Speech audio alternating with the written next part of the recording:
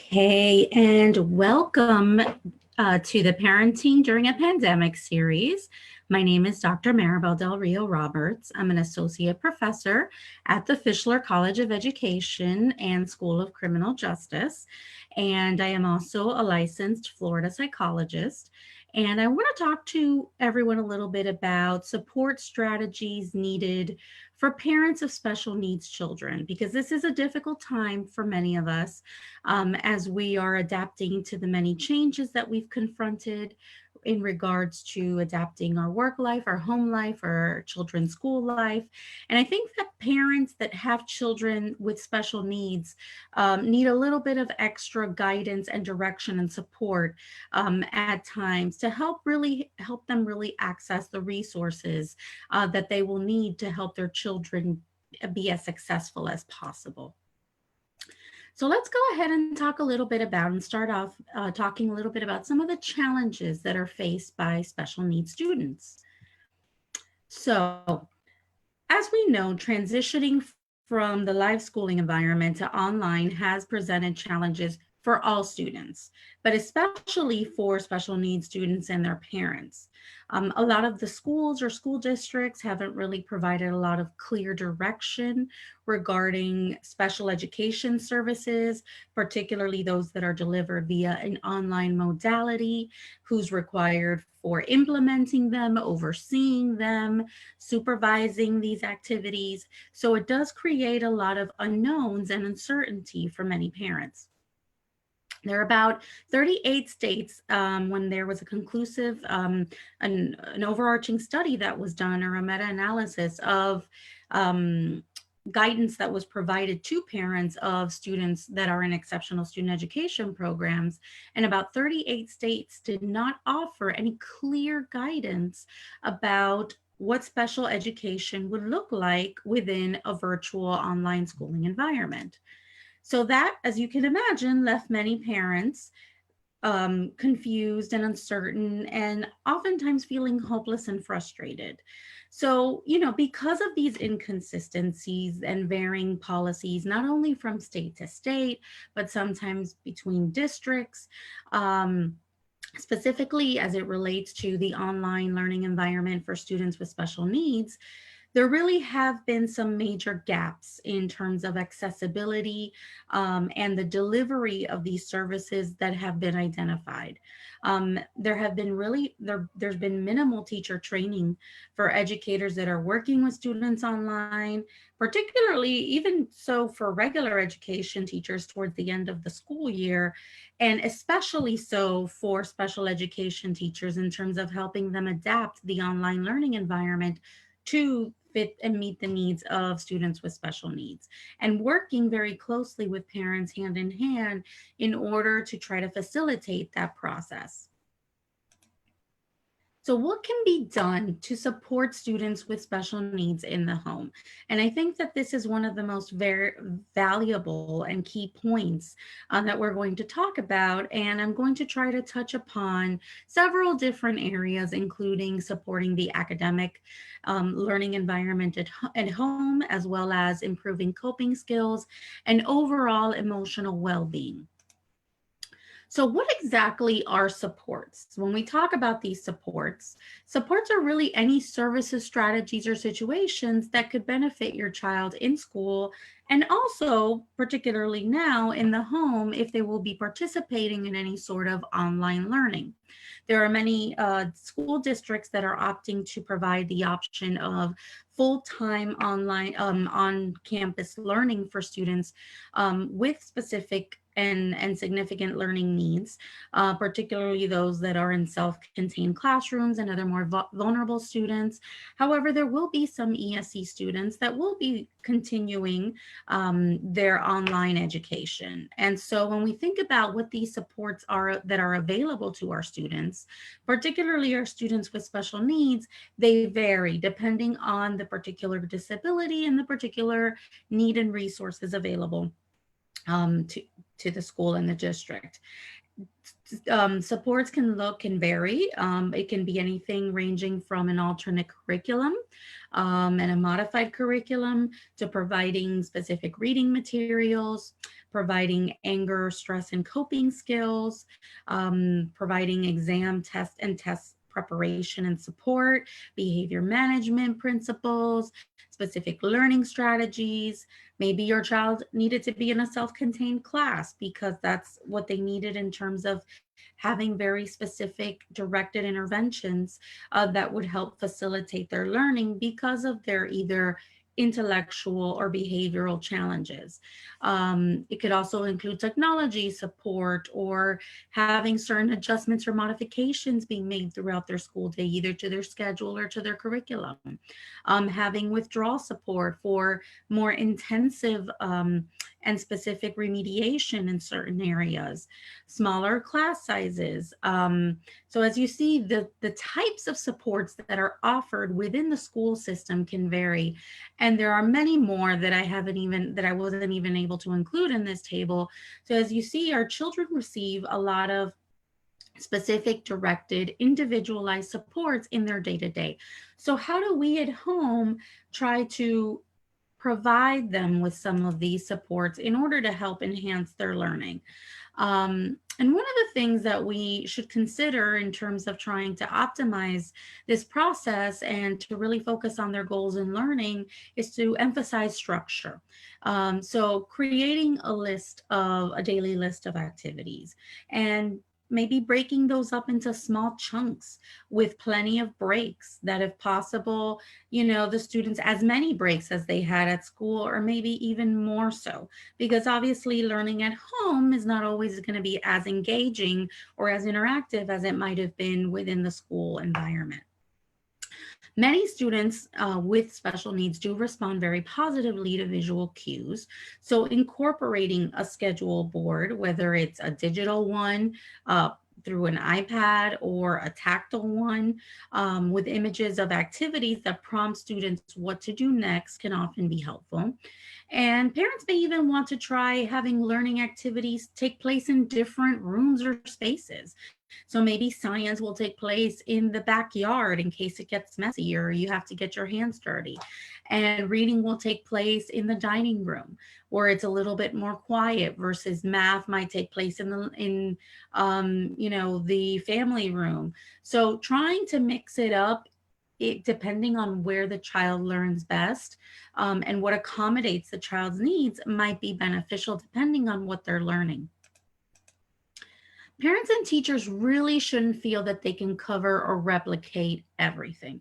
So we know, and we need to be realistic as parents, that we're not going to be able to afford our students all of the supports and accommodations that they receive within their traditional school environment. However, we can try our best to adjust and provide them what's within our realm of possibility. So there's not a perfect parent out there that can manufacture this full school experience, especially in regards to the amount of time that children spend at school, the access to resources that they have. And there are also other limitations, that we encounter within the home. So it's okay not to replace school. We're not trying necessarily to replace school 100%. And it's okay not to plan every single activity down to the minute. It's just not going to be feasible or possible, particularly when we're trying to juggle other activities such as work or multiple children might be in the home. So how do we meet the sensory and movement needs? So thinking about structure and trying to facilitate learning and academic goals is one piece, but our students also have diverse needs. And one of those areas are sensory and movement needs. So parents can use simple objects like maybe colored Play-Doh that they have lying around the house, or maybe if you have bubble wrap or other brain-based games like Jenga to help students release energy. So have them pop that bubble wrap or just kind of play with the colored dough helps with fine motor skills. Maybe packing rice and beans inside of different types of pockets in terms of their pant pockets or short pockets or shirt pockets. And that can help provide the feeling of potentially a weighted vest or blanket that can provide them with a sense of stability and security. Writing and drawing and shaving cream can help reduce tension. Isn't it fun to kind of score it out when we have silly string or shaving cream, to be able to release tension in that way, while also boosting language development, and providing hugs and deep breathing and allowing a child to run around. Some children have sensory movement needs. They need to be able to move. And so expecting that our children are going to be able to sit for an extended period of time, particularly a child that has special needs, and hold them accountable to being focused 100% of the time might not be realistic. So allowing them to move around, maybe providing them with a alternative seating, maybe like a big bounce ball or other type of seat where they can stand up and move around as needed. Okay. So we think about the academic piece, which is definitely very important.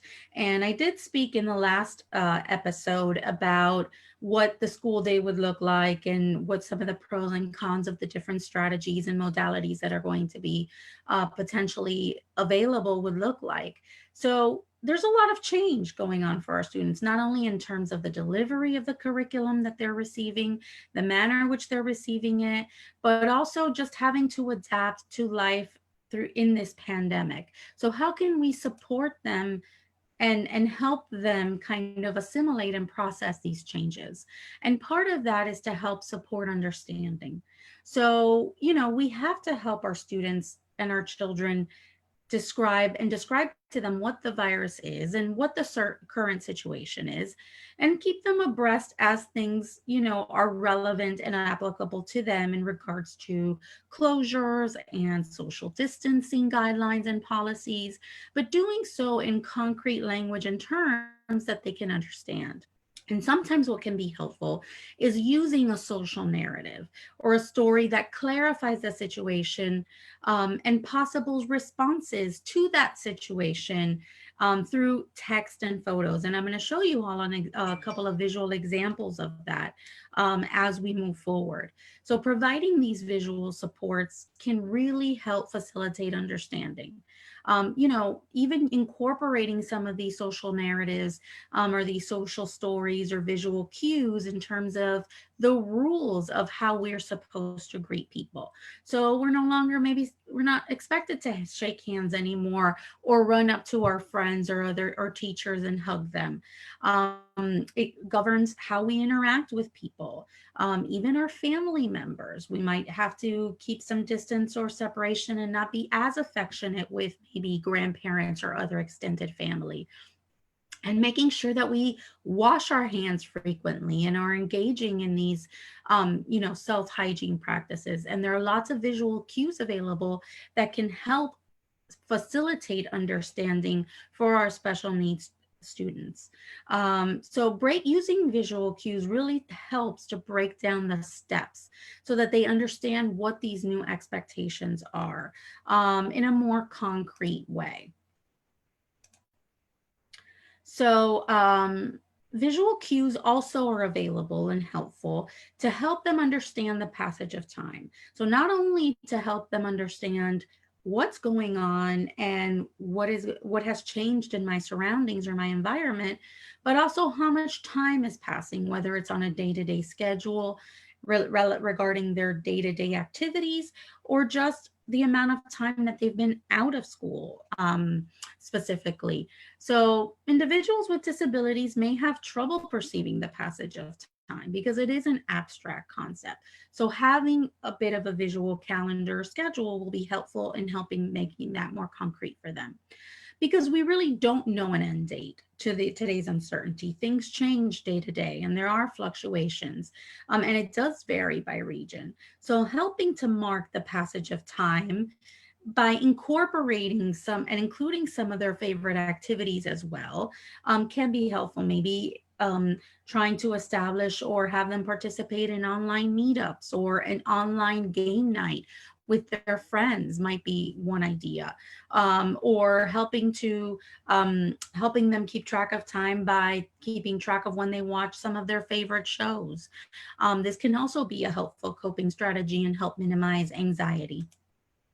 So this is an example of a visual social narrative that can be helpful in helping children understand the process and why maybe it's important to wear a mask, and when can I stop wearing a mask. So the social story or the social narrative provides a lot of colorful visual pictures, but it also provides some text for clarification. So for example, I usually wear a mask when I go to a store or other place in public, right? And they see that they do, and their family members do, and other people around them do as well. Wearing a mask can feel kind of uncomfortable, right? We're acknowledging the discomfort, which is a natural experience for most people. And I will wear a mask in public until there's much less coronavirus in the world. So it gives them some sort of sense of understanding when this world situation is going to come to an end.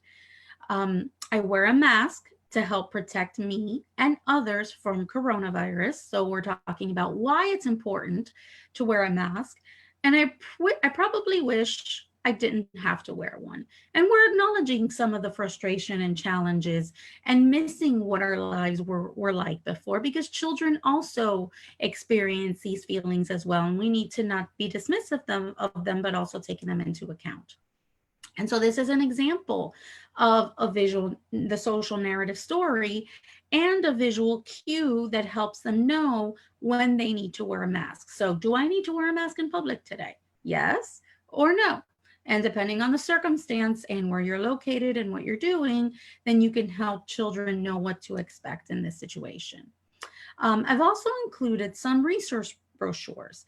This is a very comprehensive resource brochure that was published by the University of North Carolina, and it really provides some really helpful strategies and tips to help children with autism specifically understand help facilitate the process for them, particularly when it comes to coping. And so this is a useful resource that can also be applied to children with other disabilities as well. I also wanted to include some useful apps and resources that provide you with access to visual supports and social narratives, so that if you want to create some of these on your own at home, you have access to do that. So we have the first then visual schedules. So first we will do this, and then we will do this, and that helps make it a little bit more concrete for children. We have the Pictello, which helps create visual storybooks. iPrompts, I create the social story creator and library, depending on the topic or content that you want to cover. And then another first then app as well. This is another visual cue because I wanted to show you different types of visual cues that could be helpful. This is a visual cue specific to hand washing, which outlines each step and makes it fairly clear with a picture and visual text, and text included, describing what is expected in each step of the child. So turning on the water, getting your hands wet, getting soap, and putting this hand washing visual schedule, for example, in the bathroom, by the sink, or on the mirror where their child can view it, so that it makes it a smoother process for them, and they have a reference point every time they're going to wash their hands, so they don't forget any of these important steps. I also included some information about some timer apps, and I'm going to talk about timers a little bit more in depth in the next couple of slides, but timers help us when it comes to creating structure, whether we're creating structure in our children's academic tasks, and we want them to know how much time they have allotted to complete certain activities or tasks, or whether we are allotting them time in their favorite activities or providing them with screen time. Having timers and having countdowns really does help facilitate the transition, rather than transitioning a child point blank without any sort of warning or cues. And of course, Communication. Communication tools are essential. We want to help facilitate communication as much as possible, whether it's about our child's feelings or whether it's about the situation or some of their frustration or things they want to think wanting to get their needs met. So these are also some possible ideas that you can reference when it comes to creating visual or video journals. We also have we have a couple of those. We have the 1 second every day, as well as the live journal, the journey app. We have an online comic strip maker that also helps children put things into context in a fun manner that they can easily relate to. And then Pinterest is also helpful at times to help create some maybe bulletin boards or journals or other things to help them express their needs and communicate their needs more effectively. So when it comes to expressive activities, we want to encourage expression as much as possible, particularly because our lives have been changed substantially, and children with special needs don't always have the words or the ability to communicate what their feelings are and how they're perceiving these experiences. So if they have the capability of potentially creating a daily routine in a journal, and bulleting each day in their journal, whether it's by drawing pictures or cutting out pictures from magazines or books and putting them in there to help express what their feelings are, that might be helpful. Thinking or including things that make them happy or that may be reflective of their mood. And this can be done either through words or it can be done through pictures. Video journaling, as I mentioned in one of the other slides that related to some of the apps, just filming for a couple of seconds every day where they're talking about, I feel happy today because I went outside and was able to play in the yard. That would be an example. And it's not something where they have to tangibly write out how they feel, but they can still track and monitor and look back on what their moods and their experiences have been. There are also a few art expressive activities. And again, referencing and back to that comic strip, you can create the comic strip to meet the needs and the challenges that the child is facing. What do you miss about being in school? What do you miss? What things do you miss doing regularly with your friends? What are you worried about? What are your hopes? All of these things can be included in these expressive activities as well. So how do we help improve or develop coping skills? As parents and caregivers, it's important that we prioritize coping skills for our children. And for our special needs children, coping skills might look very different than it would for a typically developing child. So some of the coping strategies might include rocking in a rocking chair, or even rocking in their seat, listening to music on headphones, or taking deep breaths. Maybe it's watching a preferred video clip that helps them feel relaxed and at ease. Maybe it's brief periods of really strenuous or vigorous exercise to get some of those feelings, energy, frustration out. Or maybe it's accessing a favorite activity or material. These can all be things that can be appropriate coping skills for our kids. So if coping and calming strategies are not yet part of the routine, we can prioritize the teaching of these skills during this time. So maybe choose a time of the day when the child with autism or another disability is calm to initiate the instruction. If the child isn't typically most alert or isn't most responsive in the evenings or in the early mornings, it might not be a good time to initiate this type of conversation. But creating a concrete visual routine to support some of these coping strategies will also be helpful and effective. You can incorporate the use of certain apps, for example, Calm or Headspace. These are apps that are available that help guide deep breathing, that help the person and the child kind of guide them through a relaxation process. So this is a visual cue or a visual calming routine to help children remember what the steps that they can take are to help them feel calm and relaxed when they're feeling upset or distressed. So, step one, take 4 deep breaths, right? So, we're showing them how to take those 4 deep breaths. Then we're also reminding them that they need to clench their fists 4 times when they're taking those deep breaths as well. Okay, when they're inhaling. Counting to 10 could be another.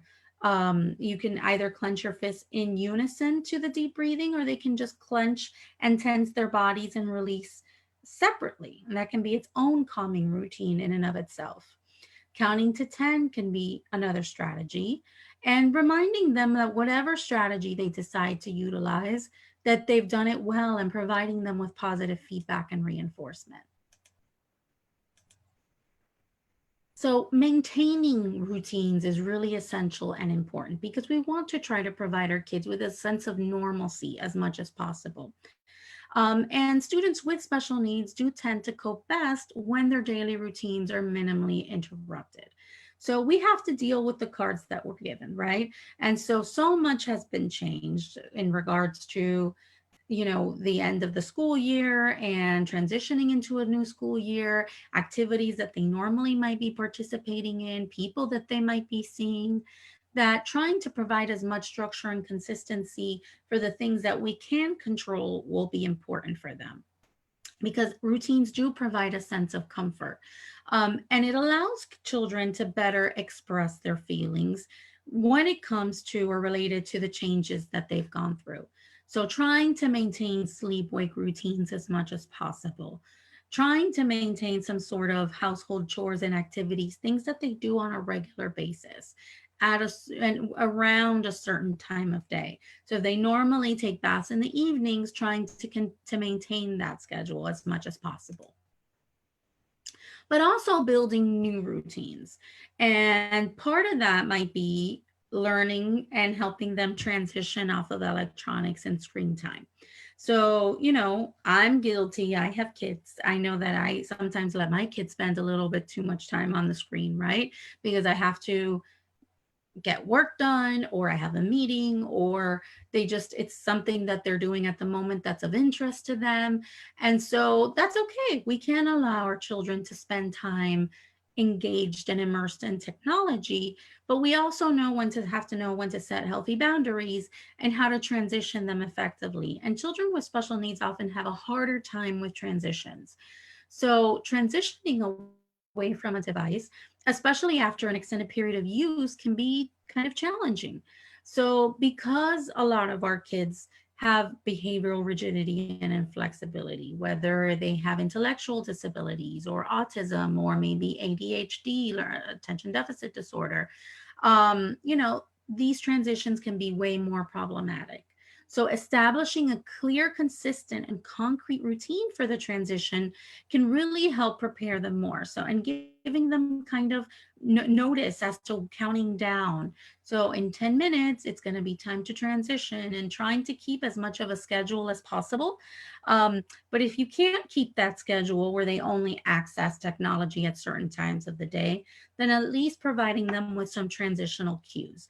So, in 10 minutes, we're going to take a break. In 5 minutes, we're going to take a break. In 1 minute, we're going to take a break, so that they can prepare themselves emotionally for that transition. Maybe using a visual timer. It might be helpful for the child to see how much time remains in their screen time. So if they have a clock that's maybe counting down, or a timer that's counting down, that could potentially be helpful, because time is a fairly abstract concept. And so trying to provide as much visual cues and support as possible will help facilitate these changes and these transitions. So as I mentioned, trying to plan for screen time ahead of time, making the times reasonable for the child's age. You don't necessarily want, a 5 or 6 year old to be engaging in screen time for 10 hours of their awake time. And using that clock or timer, so that they know what to expect. Because a lot of our kids that have special needs have very strong interests and preferences for technology, because it's either the way that they are able to communicate most effectively, or because they're not able to engage in a lot of reciprocal, satisfying social relationships. technology tends to become that outlet for them. But try to avoid planning screen time before non-preferred activities.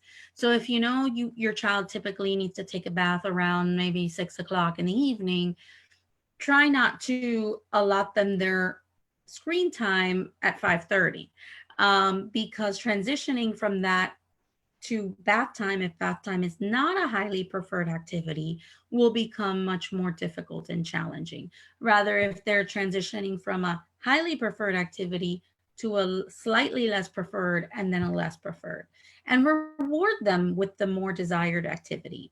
So after you take a bath, then you get to have your iPad or video game or TV time. Offering choices is another important component to remember, because in times of change, in times of crisis, there's so much that feels like it's out of our control, that providing choices really does help to improve a sense and increase a sense of independence and motivation. So try to create regular opportunities throughout the day where family members can have a voice about what happens and what say what it, about what their circumstances are, because that does help reduce anxiety as well. So whether they want to go for a nightly walk, or they want to maybe engage in a different exercise activity, maybe they want to go swimming. Do you want to go swimming or for a walk? Do you want to have steak or chicken? And allowing them within those reasonable bounds to make choices also helps to improve their sense of independence and self-efficacy. Creating a to-do list. Our children with special needs and children in general tend to benefit from having structure. And they're used to having structure within their academic environments. And continuity of that structure within the home environment is as much as possible is really important.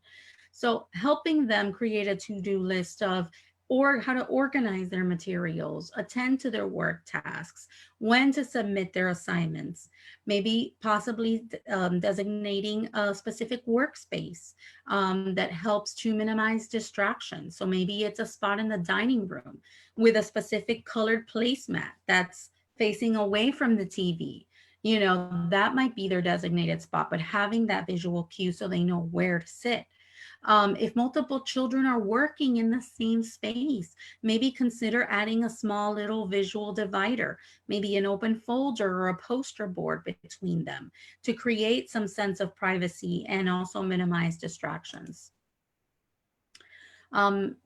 There's many ways that we can incorporate this visual to-do list. Maybe it's putting an individual worksheet on their desk or their work area. And they can kind of put, okay, their to-do basket in one area on their desk and their completed basket in another, so they can transition their work and they know how much is left.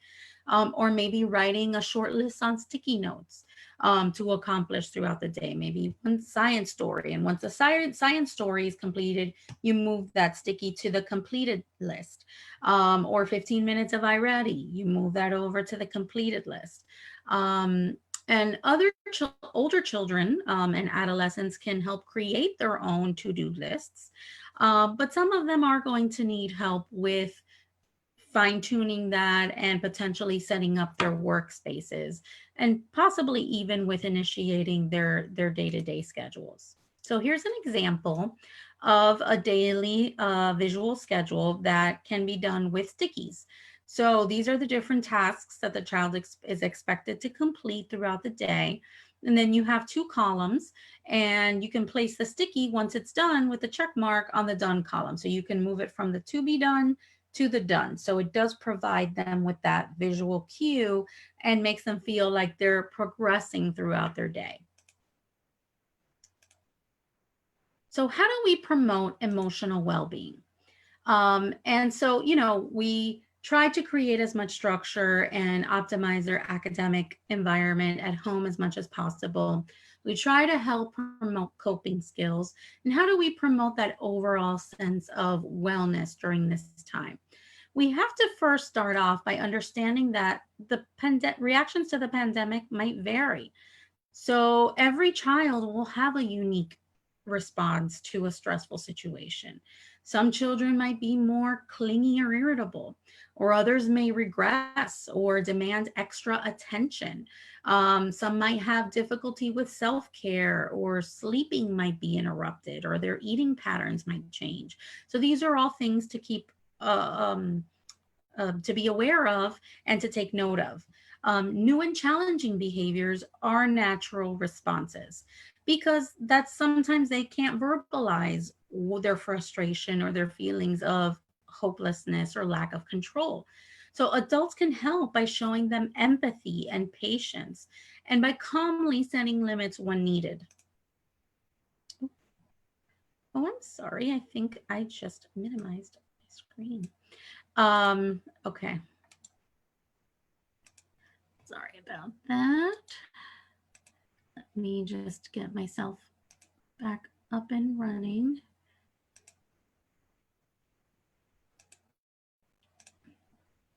I must have clicked on something by mistake.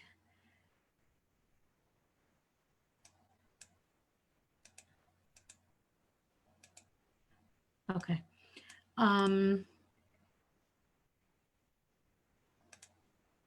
Okay.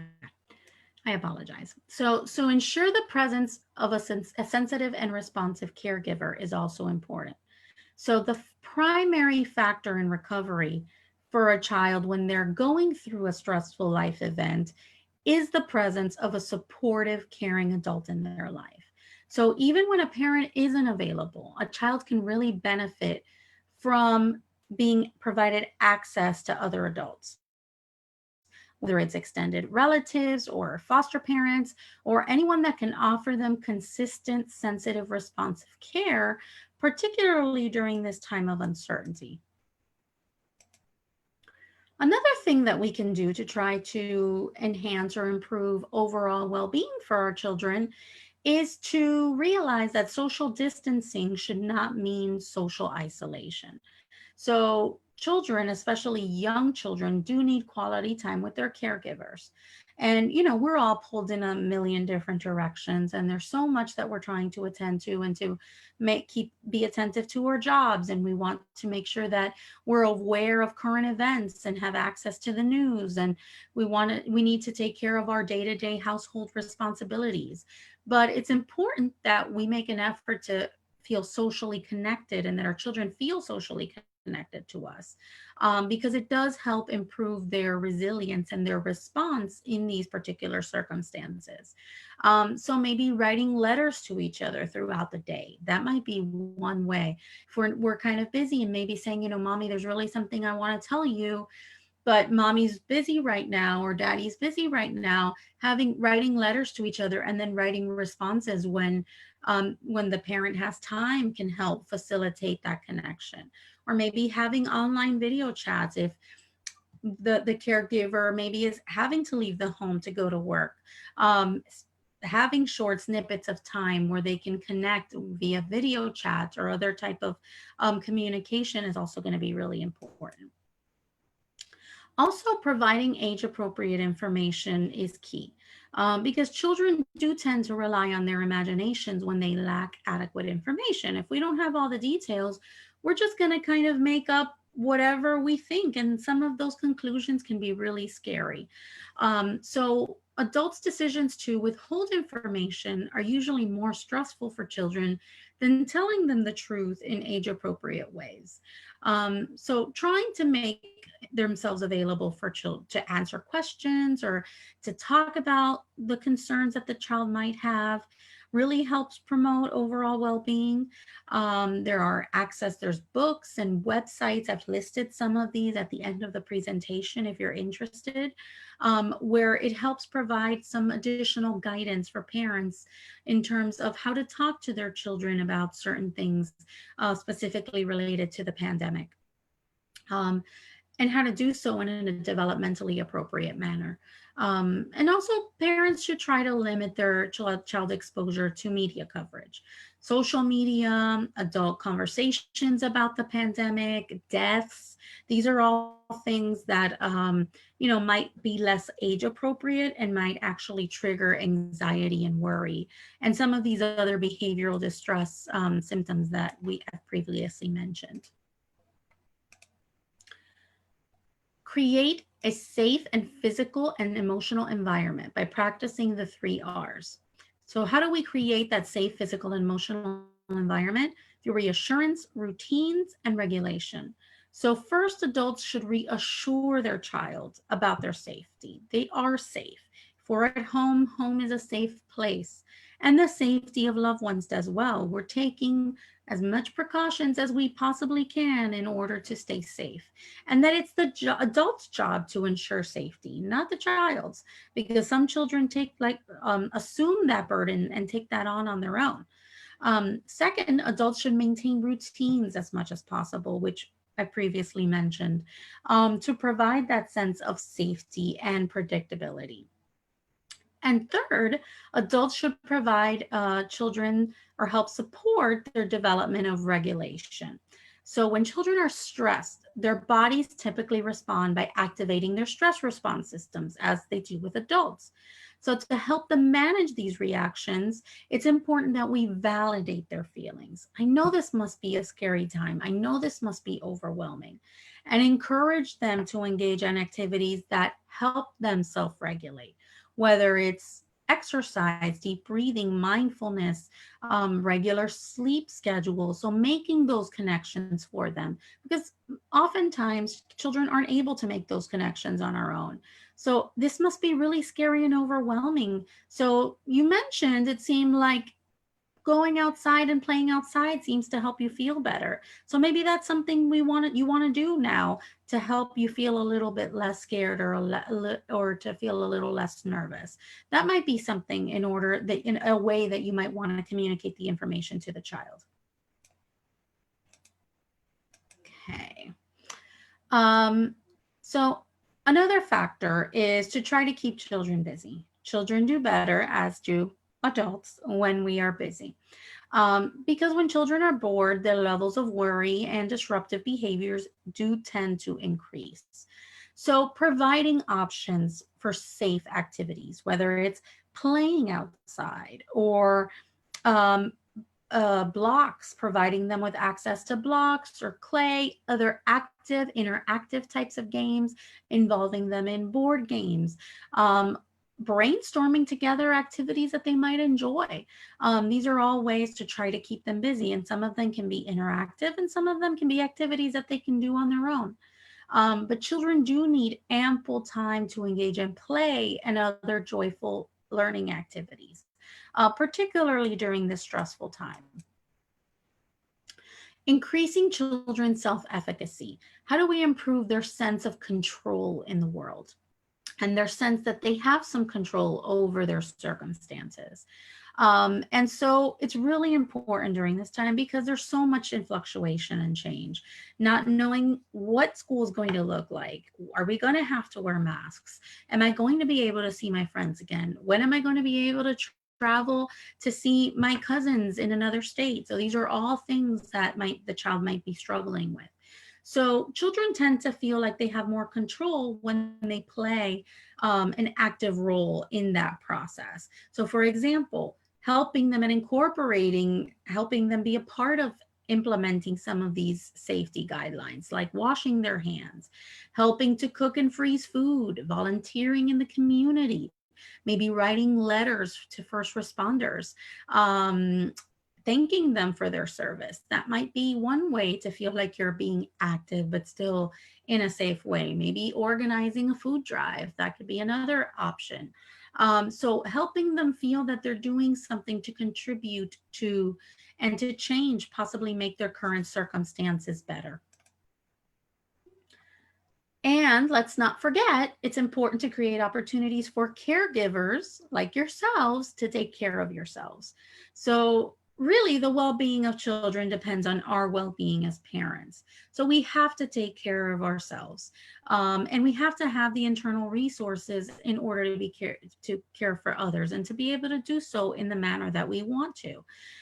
So, adult caregivers should engage in self care, whether it's through staying connected to social supports or getting enough rest, taking times for restorative activities like meditation or reading, anything that you enjoy, prayer, exercise. And seeking help from a mental health provider is also important. If the levels of stress come to feel like they're no longer manageable and they feel like they're so out of your control and you don't know how to change your current circumstance. And seek professional help for children as well if they start to show signs of distress or trauma that are not resolving. Because emotional behavioral changes in children are to be expected because we're all adjusting and we're all going through that transitional phase.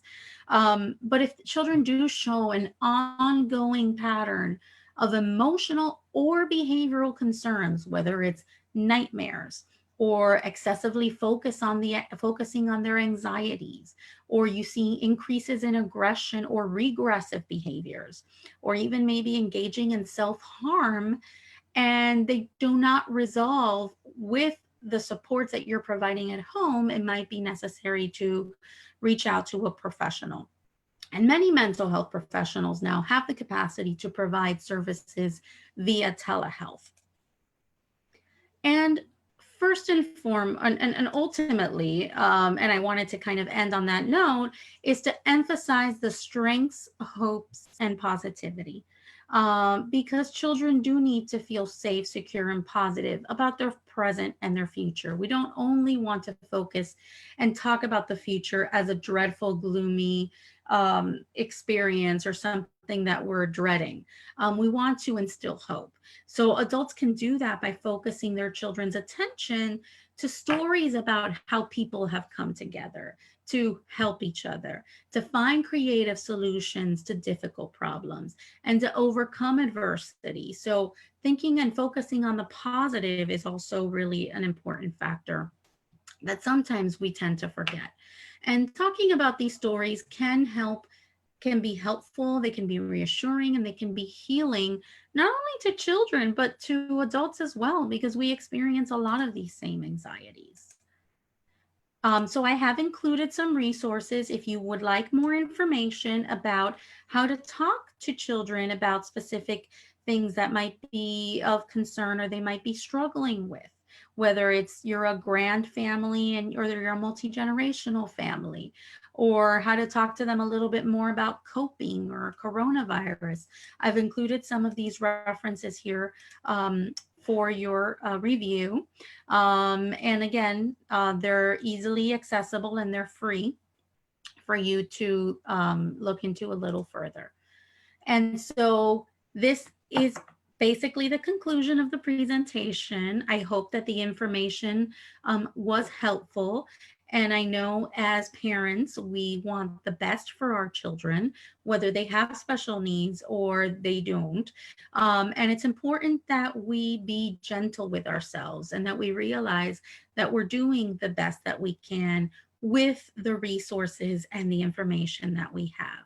I look forward to next week's presentation, and I wish you all a great evening. Good night, everybody.